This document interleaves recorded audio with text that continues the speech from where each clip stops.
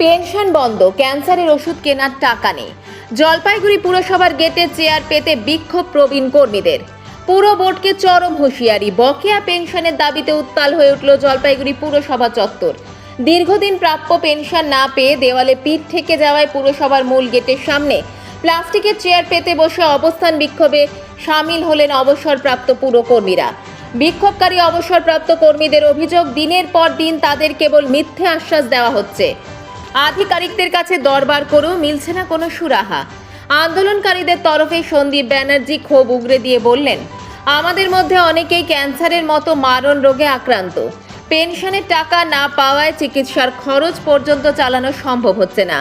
অগ্নিমূল্যের বাজারে সংসার চালাতে গিয়ে আমরা দিশেহারা। পুর প্রশাসনের বিরুদ্ধে চরম ক্ষোভ প্রকাশ করে আন্দোলনকারীরা অভিযোগ তোলেন, চেয়ারম্যান, ভাইস চেয়ারম্যান থেকে শুরু করে 22 জন কাউন্সিলরের কাউকেই পাওয়া যাচ্ছে না। প্রশাসনের সদর্থক ভূমিকা দেখা যাচ্ছে না বলে অভিযোগ আন্দোলনকারীদের।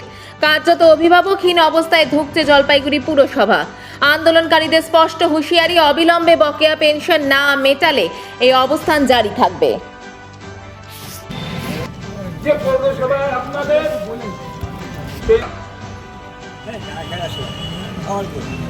বলতে লজ্জা লাগে আমাদের,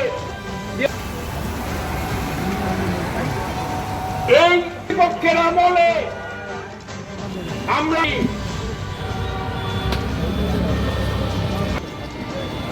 দেওয়ালে থেকে গেছে।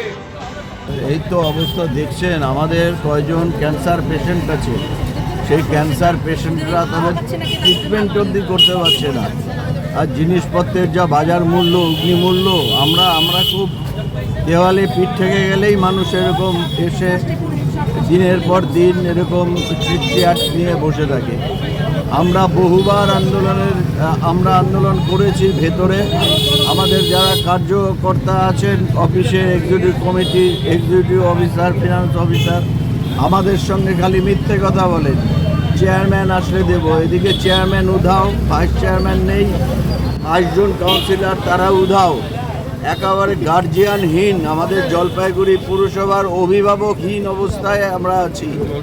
এখন যদি আমাদের কারো কোনো দুর্ঘটনা হয়ে যায়, কারো যদি মৃত্যু হয়ে যায়, তার দায় দায়িত্ব কিন্তু এই জলপাইগুড়ি পুরসভার 22 জন কাউন্সিলর যারা আছেন তাদেরকে নিতে হবে। এটা আমরা হুঁশিয়ারি দিয়ে দিতে চাই।